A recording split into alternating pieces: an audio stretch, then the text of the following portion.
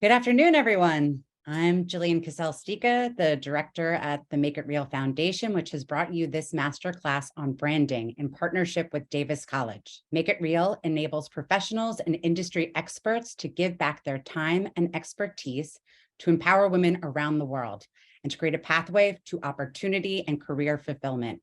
We're very excited about today's presentation. Amy Robinson is a passionate, results-driven business leader with extensive experience in retail, merchandising, branding, and product development. Most recently, she served as the Senior Vice President of Michaels.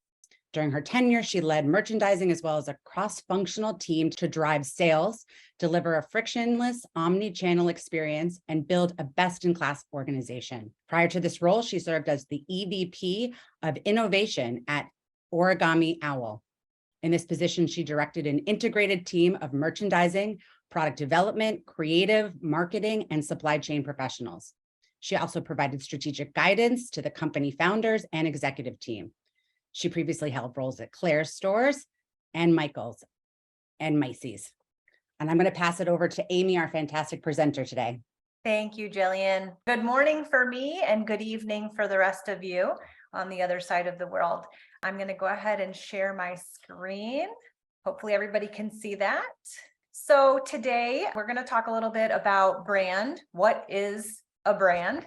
The emotional connection that comes with creating a brand, as well as visual connection and meaningful connection. The goals today is for you to be able to know what makes a brand so that you'll be able to define what creates an emotional connection in a brand.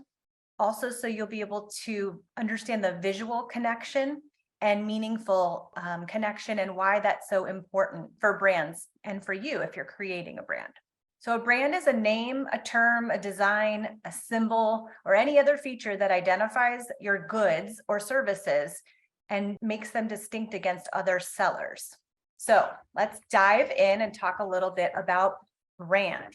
Here's a really good example of Nike. I'm sure many of you know Nike as a brand and just how you can see that. And the word Nike is nowhere on here, but you can tell that that is Nike product. So if you look at this one, this is a really good example of Nike and how it's evolved over the years. What you have to do when you have a brand is you have to make sure you keep it consistent. You have to maintain a strong presence in the market. And you also have to evolve your brand over time. As you can see on the left, that's a pretty old ad, which you can tell. And all the way to the right, you can see sort of how Nike has evolved over the years. So this is also interesting. This is obviously, you might know some of these people. It's Colin Kaepernick, Serena Williams, and OBJ. And regardless of the timing, Nike is one of those brands that really understands that you can alienate customers if you're not careful with how you brand. They took a very calculated risk in using Colin Kaepernick, for example, but it actually paid off for them because they understand their target market and they were able to make a bet and it paid off for them. So as we dig in a little bit into brand itself, what really defines a brand is, like I said previously, the emotional connection, visual and meaningful connection. But what you have to do, you have to remove your biases. First, you have to make sure that it's not about you, it's about your customer and it's about the brand itself. We don't care if you don't like the color green or you don't like the typeface, the font, it looks like 1980s. It is all about the customer and how they perceive your brand. And you have to validate your decisions against the company's best practices, not your personal beliefs. The emotional connection, as you can look at this slide, everybody knows who this is. It doesn't even say who this is on here, but you all know. So you have to think about what comes to mind, what stands out, what's in the design that evokes an emotion for you. You look at the typography, which is the font, what language, think different, be you. If you think about Apple specifically, they're not selling a product. They're selling you why you need it. Coca-Cola is another good example. You look at the emotional connection, and in some cases, there's not even any product really in the shot. Like on the bottom left, the Coke bottles are empty, but it evokes tasting the feeling. So these are both really good examples of how you can create an emotional connection. So how do they do that? How do they evoke that difference between all the brands and you know right off the top who they are just by looking at their advertisement? So let's talk about emotional connection first. We're going to dig a little deeper. Every brand has a choice. Every customer has a choice. And there's a consequence to whatever emotional connection that you may create. There's a positive or a negative. And the way we position a company alters our perception. The ultimate goal, though, is to build a brand that you cannot forget. So there's a couple things that go into emotional connection. Purpose has really been the buzzword for a couple years now. And I do want to reiterate that purpose is not as easy as it seems. It's not what you do. It's not what you are. It's why you're here. Your target audience has a need and your brand fulfills that need.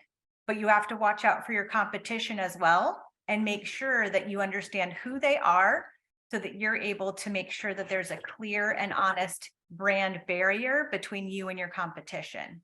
So the elements of your brand, promise, personality, and position, that's what really requires you to be able to bring your brand to life.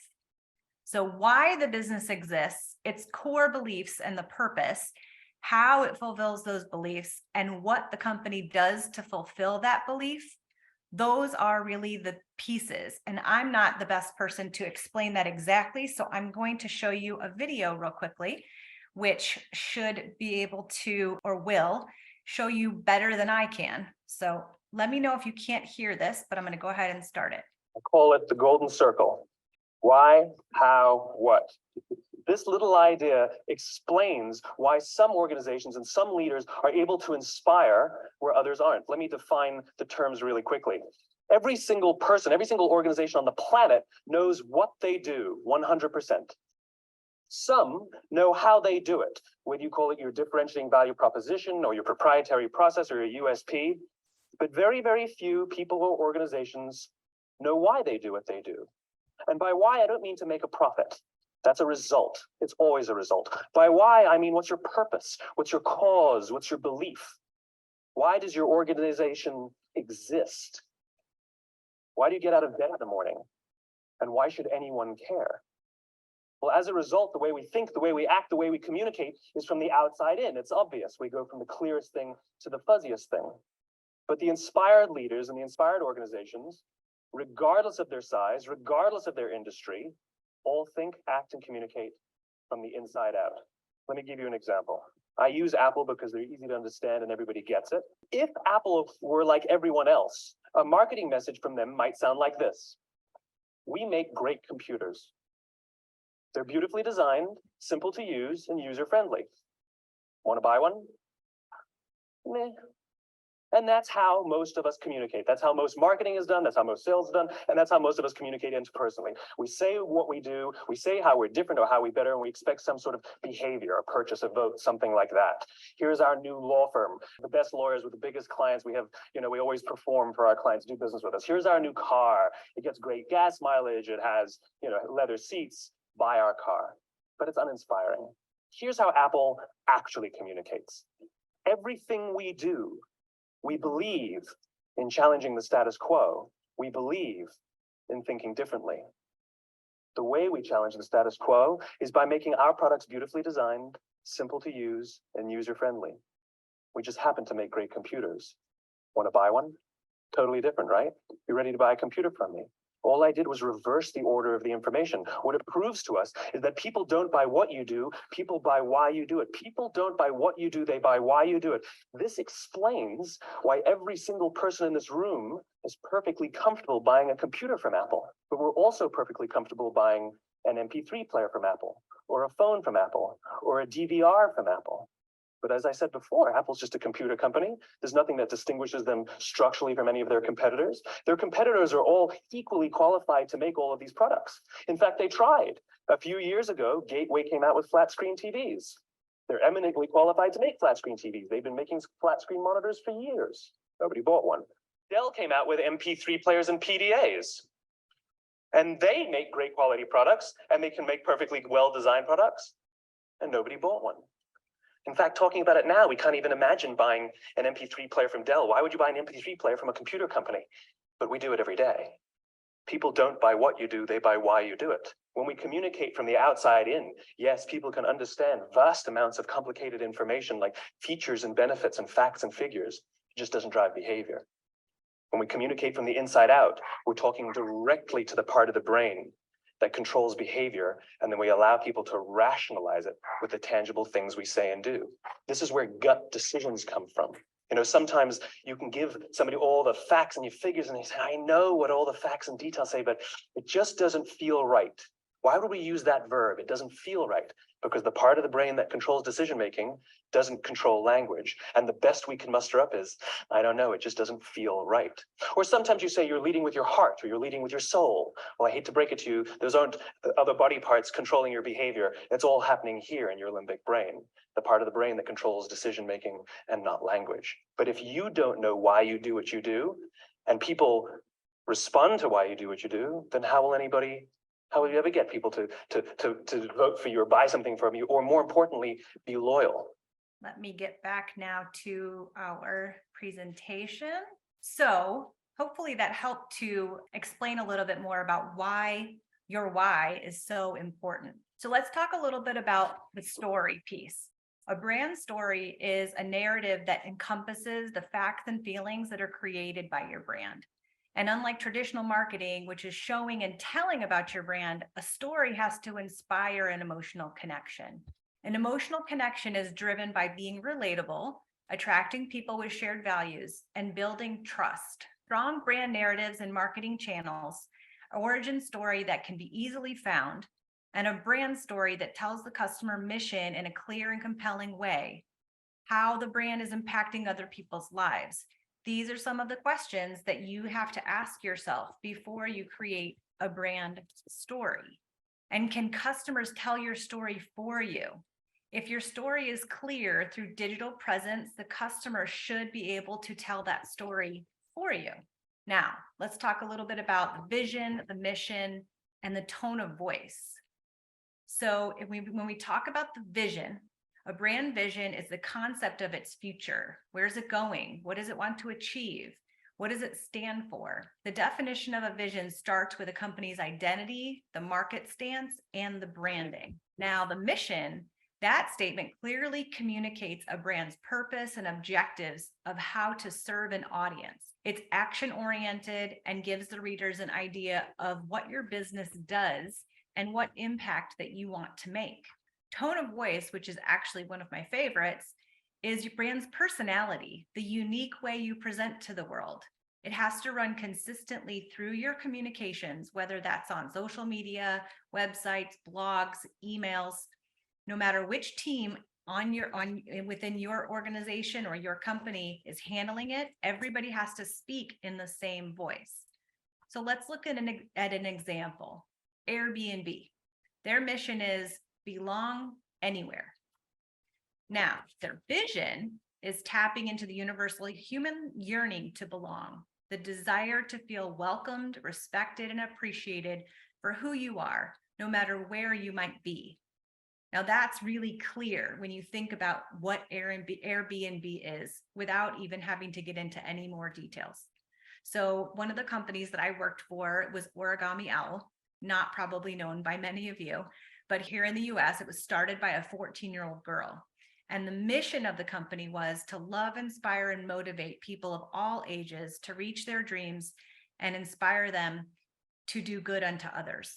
That was the mission, and everyone in the organization was able to say it, know it, feel it, and we made sure that through every communication that we put out to the world, that was really at the base of what that was. Now, the mission and the purpose. Your mission is what you do, and your purpose is why you do it, just like we heard from Simon Sinek. Now, your Disney is a really good example of what we do and why we do it, separated specifically with examples. So what they do is operate a business, but why they do it is sharing a dream. So you can see here a couple really good examples.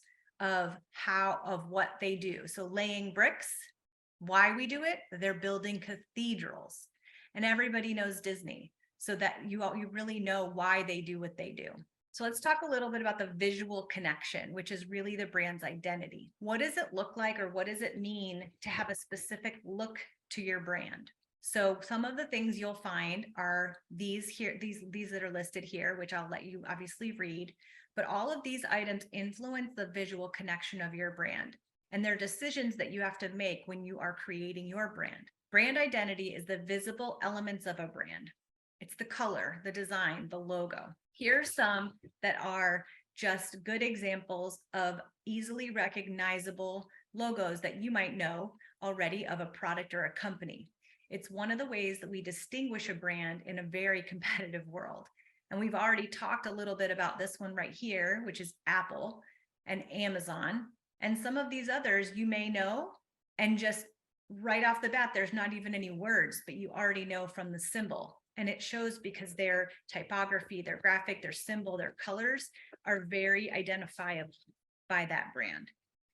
So here's an example from my past life at Michael's. So we had a brand called Creatology, and it's for kids. And part of my job there was to re-look at the brand and reinvent sort of what it looked like. So one of the first things we did was we looked at the lifestyle photography. One of the things that comes through right away, if you'll notice, is inclusion, diversity, all the different kids' faces, to be able to see their happiness, but also to see the differences and how we include everyone in that. Within the photography of the product, that's the other piece we were able to make changes to. And so if you look on some of the product on the top right, you'll see different doodles and different things that we did to create fun and inspiration, and color runs through all of the product, and everything is always in rainbow order. So those are some of the rules that we created around the brand. So now let's talk a little bit about being meaningful. What does that even mean, to be meaningful? Now, a brand will only be meaningful if it's widely known by consumers and it's perceived positively by customers and can add a value on a personal, social, or environmental level. Everyone expects the brand to provide content, but if the content's not good, then the brand, it won't come through in a meaningful way. Delivering the products and services, improving the people's lives, and playing a role in society are all very important to being meaningful. The thing you have to remember is authenticity. That is critical. The other piece to understand is within the content that you create for your brand, you want to do one of the following 6 things. You want to educate, inform, entertain, inspire, reward, or help them. Your content strategy is a way to execute your brand strategy. It's a tool that you communicate who your brand is and what you're all about. Who are some of the globally meaningful brands? Meaningful brands serve a purpose beyond growing a business.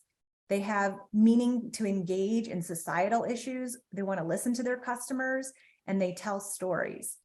And they're also doing things that are relevant on a cultural and emotional level. They share their values and their beliefs. So here are some of the brands that you may already know. I'm sure all of you know Google, but these brands all pull together really well within their marketing and branding, who they are and why they're meaningful. So these are just a few examples if you wanted to look, but let's look at an example specifically, which is the last one on the list, which is Dove. So Dove put together a real beauty campaign. Their slogan was, "We help girls build body confidence and self-esteem." As you can see here, there are no supermodels in these advertisements. Dove has a mission to ensure that the next generation grows up enjoying a positive relationship with the way they look, helping young people raise their self-esteem and realize their full potential. So look at what it says there. For the price of 1 supermodel, we got 7 real women. I love this campaign. The other piece that they did here, which is sort of interesting, is bald or beautiful. You decide. They really resonate with the audience, and they make sure that everything is aligned with their brand promises. So Dove's intentions of their campaign advertisement was to raise self-awareness and self-esteem for women, show real women and their natural beauty. Real is the main word that describes their campaign. So just to review, what we've talked about today is brand, what is it? How do you create an emotional connection? How do you create a visual connection? And how do you create a meaningful connection with your customer? And hopefully we achieved all of those goals. Next time we get together, I want to talk with you all about strategy. So taking all of what we talked about today and creating a strategy for your brand to bring it to life. The other thing that I want to do is put together a little bit around how do you brand yourself? So we've talked about branding from a company perspective or your brand itself, but how do you brand yourself personally? And at this point, I'm going to open up to questions and stop sharing my screen. And I did not see anything in the chat, so I don't know if there's questions. Yes, I see that. Can someone design a logo which is totally different from the business? I think that at the end of the day, you have to think about Apple. It's a really good example. Apple, an apple that you eat, has nothing to do with the computer. It has nothing to do with the why of Apple.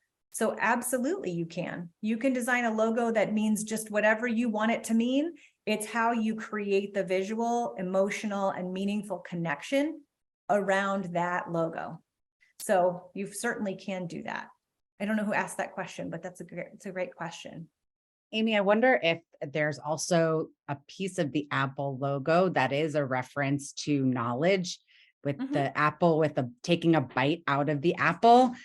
It's both a compelling visual image, but there's also, to certain subset of users, at least, maybe it does invoke this kind of historical, religious, kind of theological reference that might also bring with it a lot of kind of reference material and emotional response of some kind.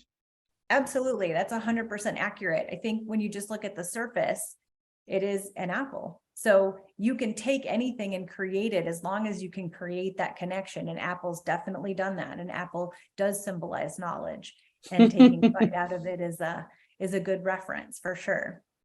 Let's see, what do you say? Would you please help me to analyze this logo, which is related to the sustainable heritage preservation?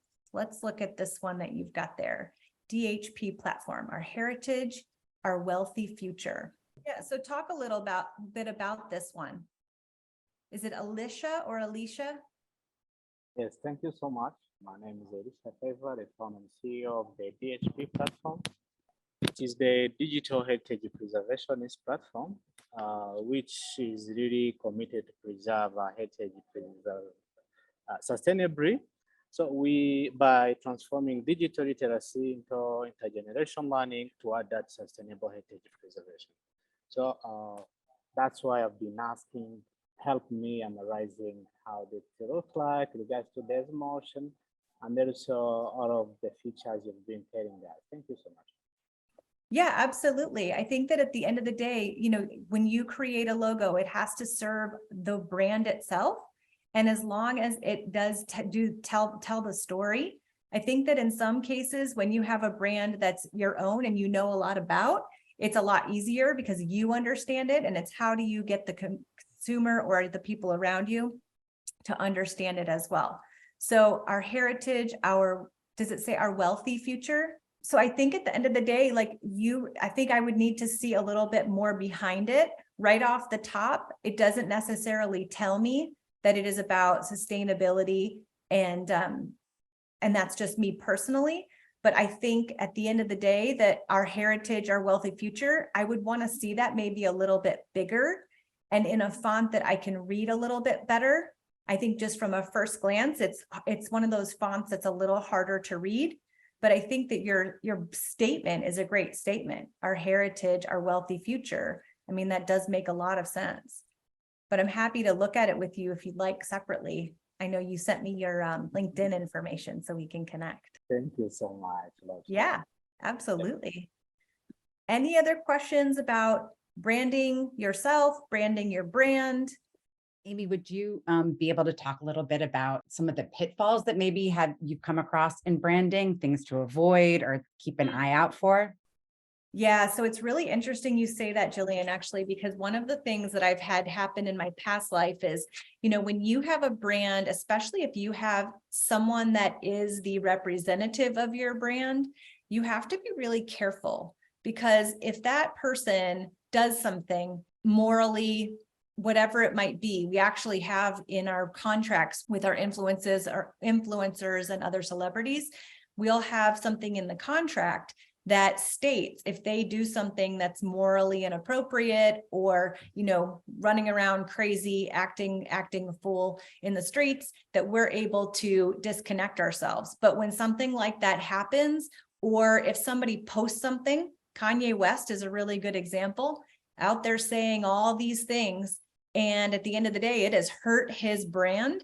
But not only did it hurt his brand, but it hurt Adidas and all of his partnerships. And it's huge losses for all of them. But at the end of the day, you have to make sure that your brand ethos, which is really sort of what you really believe in and what you stand for, you always are staying true to that. So some of the pitfalls that can come up in branding might be if you don't do the right research and you use something within your logo or within your mission or your vision that is offensive to somebody. One of the other things that I've seen happen in the past is you create the branding and you can't read it. The font styles are a way that you just can't really read what it says. And so then it becomes difficult for the customer or the person that's looking at it to be able to, instantly be able to get that. And so that's one of those other things that's definitely a pitfall. And I think at the end of the day, when you think about some of the campaigns that you see, really spend the time and watch. One of the interesting things about the TED Talk that I showed you with Simon Sinek, in the very beginning, you see the TED Talk logo and the music that builds up to it.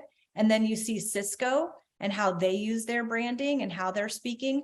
Brand is everywhere. So there's always something you can look at and really understand more about when it comes to how you put together your brand. And I think at the end of the day, depending on if you're creating a brand where you have a product you want to sell, or you have a brand that you're actually branding yourself, I think that that's where you really have to look at the difference between how you put together the brand. But the research and understanding all of the language you're using and the fonts, that's all really important, because if you don't get that right, that definitely can be a pitfall. Or to the example earlier, if you don't know what that means, like what does DHP stand for? I don't know what that it stands for. So I need to make sure that I understand that within reference to what you're trying to tell me about, preservation and your heritage. Thank you, Amy. That's actually very interesting. Apart from quality, what other determinants do you think could influence so much branding? I was giving an example how Apple is emotionally attached to its clients because of the quality of their products. So apart from emphasizing on quality as a company, what other things, key things that companies should be very keen with for them to strengthen their brand? Yeah, so I think quality is obviously very important. I think at the end of the day it's the meaningful connection piece is also really important. When you think about what do you do to give back to the world, or how are you helping society, that's really important, especially now. Customers are very, very careful and cautious about who they are buying from. And if your brand is not clear on what you stand for and the meaning behind what you're trying to do. For example, if your brand is saying you're sustainable, but you're using factories in a country that is totally wasting water, that's not going to, those two things don't connect. So as much as quality is important, so is honesty and authenticity and standing for something. So at the end of the day, most people today really are spending the time and understanding who are they buying from. Are they sustainable? Are they not? And in some cases, they'll make a decision based on that. So quality is important. Ethics, like I said, the Kanye West example, he's saying things that are anti-Semitic and anti-Jewish. At the end of the day, that's impacting his brand and the brands that are affiliated with him, because people are saying, I'm not going to buy from you and I'm not going to buy from that brand because of the things that you've said, because they're inappropriate and wrong.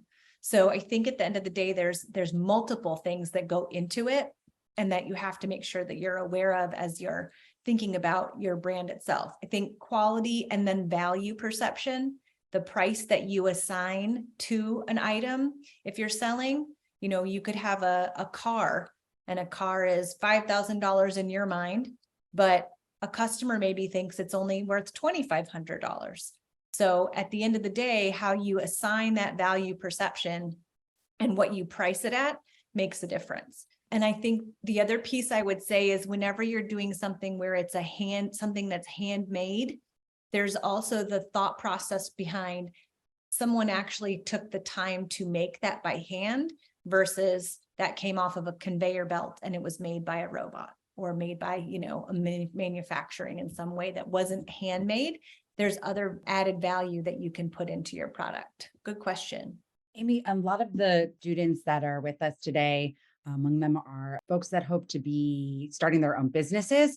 And I wonder if you could kind of give us your thoughts on when in the process of starting a business, one should start to, really approach branding. And do you do that before you even, open shop? Do you wait to see what echoes with your audience and your customer base and who that customer base is and how they respond? Where should one do that? At the very, very beginning.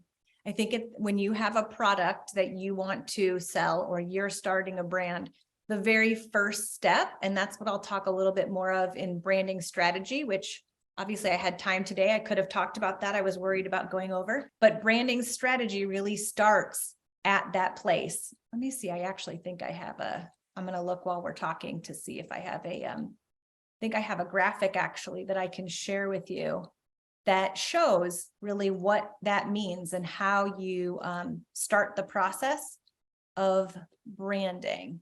Here we go. So can you see this one? Yes. Okay. So when you look at really how you begin the process of branding, you really start with your strategy. And in order to begin the strategy, you have to go into your story first. What's the story that you want to tell? And what's the identity? We've talked a little bit about that, but then what's the identity? And then down onto the other side is the mission, the voice. All of those pieces are at the very beginning in order to get to a strategy. So you can lay out and say that I'm going to sell jewelry as an example, but your jewelry strategy, you have this collection of jewelry. Well, everybody has jewelry. Anybody can sell jewelry. So what's the story behind it? So I'll give you the story from one of the companies I worked at, which was Origami Al I talked about earlier. So the company was started by a 14-year-old girl. She started selling some jewelry because she wanted to buy a car. And her parents said, I'm not buying a car for you, but we'll go in half. So if you raise $1,000, we'll give you $1,000. And so she started babysitting and she made $300. And that wasn't anywhere near what she needed to buy the Jeep that she wanted. So she said, okay, well, I need to start a business. So she found some jewelry, and it wasn't just here's some earrings. It was a locket that was glass. And she had little, she took earrings, and a lot of times earrings will have little things on them like cows or cars or whatever. She clipped the back of the earrings off, took the little piece, called it a charm, put it in the locket.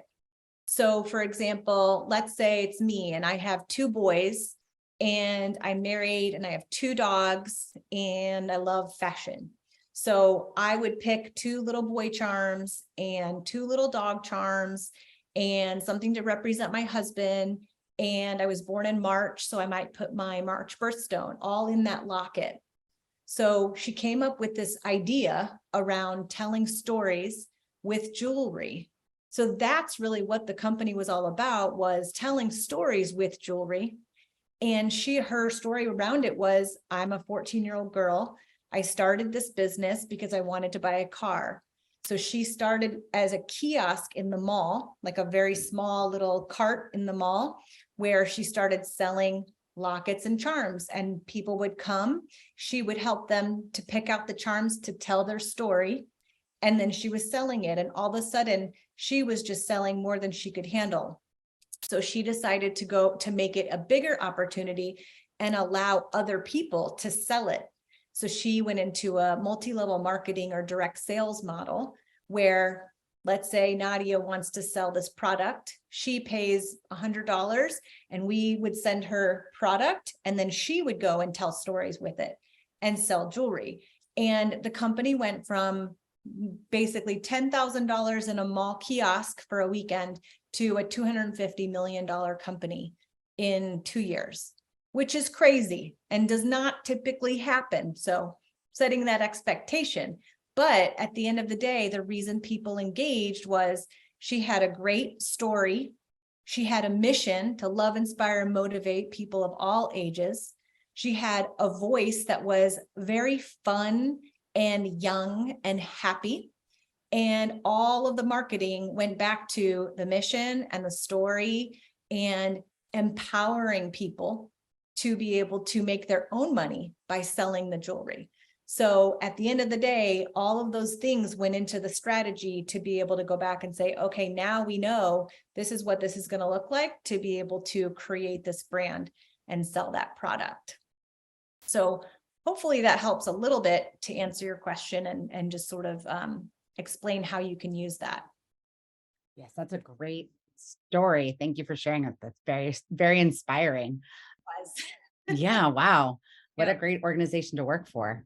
I guess another question that our audience, and I want to leave opportunity. So if anyone else has additional questions, feel free to put them in the chat or raise a hand. But if you wouldn't mind talking, the other half of our audience or some among them might be interested in going the kind of route that you did, working in branding through a position, entry-level position, with the corporation and moving their career and planning their career. Maybe you could talk a little bit about how you mapped your career and thought about that when you were coming out of school, and you're thinking what the course is for someone who is interested in doing the work that you do. Sure. I definitely had I believe that life is a journey and it's not a straight path. And so my path was definitely like that. So I finished college and I was a major in speech communication, absolutely nothing to do with what I did in my career. So I left college and I went and worked in the stores. We have, there was a department store in my area. So I went and worked in the stores and learned all about the store, customers, how to work with customers, how to set up displays so that customers would be engaged and want to come in and shop the product and buy, and really understood that piece of the business. I love to learn, so that was really great for me. And then from there, I went into visual merchandising, which was all about what does it look like? What does the window look like? And how are things displayed? Because it does matter. I mean, if you go into a store and it's product just laying everywhere and there's really no visual effects, there's no signs, there's no marketing, it's very flat, your product is not going to sell as much as someone who has a beautiful store that's, really put together well. And it doesn't even have to be a lot of money spent. It just looks good and it's clean and organized. So I worked in visual merchandising for a couple years. And then after that, I went into buying. So I moved over onto the buying and planning side of the business and learned all about how to buy product, the cost of goods, gross margin, all the things to be profitable. And I bought a couple different areas. I bought jewelry and accessories, and I bought ladies apparel. I really tried to get as much experience as I could in multiple areas. I also bought hair accessories. And so I did that for a while. And then I went into product development, which I love. So fun to be able to create products. So I was in product development at Claire's, which is a hair accessories, jewelry, little girls stuff. We really had things for customers from age 2 to 82 is what we said. So everybody, but it really was more geared toward little younger girls. So I was in product development. I had the opportunity then to go to Asia. I went to Hong Kong and Tokyo and Seoul and did some shopping, and then also was able to go to factories and really understand the manufacturing process, and was amazed at how much is done by hand And then I also was able to do some competitive shopping in Europe, which was great to be able to see just how other people in other countries used product or what the trends were. And so I was in product development for a while. And then I went into, that's when I transitioned from Claire's, which was a specialty retailer, to Origami Owl, which was a direct sales multi-level marketing model. So there's a lot of different paths you can take, and I definitely never expected to take the path that I've taken, but learned a lot about different areas. And then the other piece I think from Origami Owl that was really beneficial for me is it was a smaller company. So being able to understand all the different pieces within the company, from finance to IT, technology, the website, marketing, how the creative is put together, all the way through the supply chain and how do we get the product from where it is being manufactured all the way over to where we needed to be able to provide it to the customer. So learned a ton when I was at Origami Owl, and also was at a company that was very inspiring and fun. So I did that for a couple years. And then from there, I was at Michael's. And so I moved into arts and crafts and a totally different environment. We had 60,000 SKUs, items in the store. So crazy amount of products to be keeping after and watching. So, but very, very interesting, very cool store, arts and crafts, and understanding what makers is what we call people that are crafting, what they want and how they use the product. So did that for the last 2.5 years. And specifically within that, merchandising and understanding planning and inventory and replenishment. And at the end of the day, making sure that you don't overspend and buy too much product, but at the same time, you don't want to not have enough product. So you have to be very understanding of your demand and make sure that you can manage that. And obviously going through COVID and learning all about supply chain and demand has been an incredible experience from so many different directions. And I learned a lot, which really helped me now to where I am. And I'm looking for whatever's going to be the next thing for me. But I'm going to be able to use the knowledge that I was able to gain from Michael's all the way through my past life. And so each one of the steps I've taken, I feel like has built onto the next. And where am I going to go next? And what else can I learn so that eventually I am able to manage or run my own company? Yes, it sounds like you've had such an incredibly diverse career experience, and you really found all of these fantastic learning experiences to build your expertise. So thank you so much for sharing it with us and with our audience today. I wonder if there are any additional questions from the crowd we have here. Checking the chat. Anyone wants to unmute or ask a question?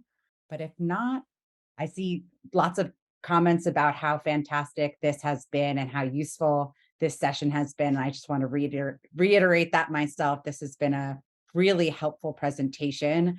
And I know I speak for not just myself and our organization here when I say we're really looking forward to you presenting again on personal branding, which will be a really useful course for this crowd and for, our audience at large as well. So thank you again. No problem. It was so fun to put it all together. And I'll be honest, Jillian and I started talking about this about a week and a half ago, I think, or 2 weeks. She said, hey, can you be ready by November 17th for a class? So definitely came together quickly. And now I also know that I probably could have gotten more in.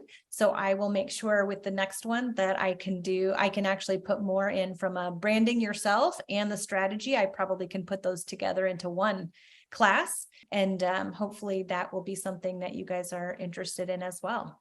But thank you. It was so fun. Yes. So thank you, everyone. And I just want to again thank Nadia for her help as always in organizing these sessions and for making this wonderful live audience aware of our programs and engaging with them and getting questions risen to the surface and coordinating all the logistical details through Davis College, our fantastic partner. So thank you, Nadia, as well, and everyone here for joining us. Yes. And feel free to connect on LinkedIn. I know that I've already got one new connection from this class, which is great. I love connecting with new people and happy to help in any way. If you have anything that you want to talk about, or you want to talk, didn't want to talk in the session with this big group, please reach out to me. I will put my LinkedIn information in the chat if you want to connect with me there. Let me just grab that. Nadia, do you have any other thoughts or comments you want to add before we close out? As we wait for any other comments from the crowd, I Okay. just want this time to thank Amy, because I know it was on a very short notice.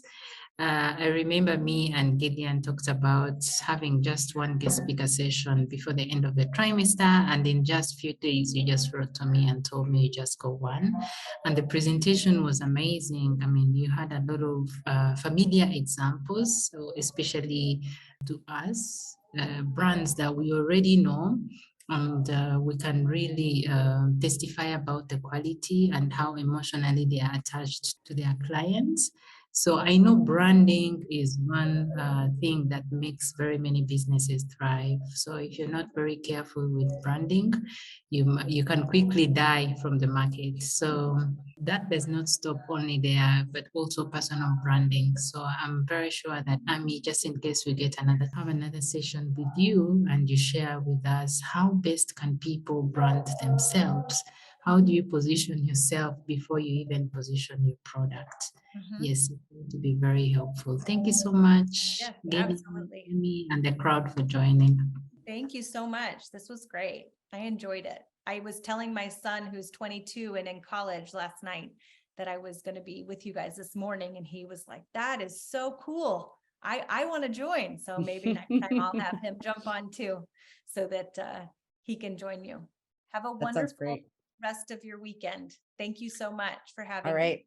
We're going to close out the session. Thank you all. Stay tuned for our next session with Amy on branding. We'll do personal branding next, and we'll make sure to circulate the video to all of you as well as the slides. And thank you for joining us. And thank you, Davis College and Nadia, again, very much, as well as our presenter, Amy. Take care, everyone.